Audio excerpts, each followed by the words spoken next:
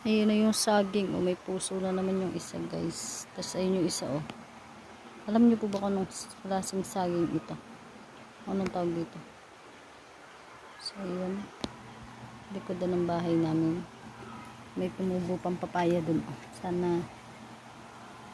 Sana magtuloy-tuloy. Ah, babae siya. Hindi lalaki yung papaya. Nagkaroon na kami ng papaya, guys, sa likod. Ah, diba? Sa may ilog. May gulay yung panggabi. Ito talaga ako na ano. Nalin, oh, yung inaantay mong saging. Saka nabulid ako na. Yan, oh. Tapos may ligaw na papaya pa. Diba?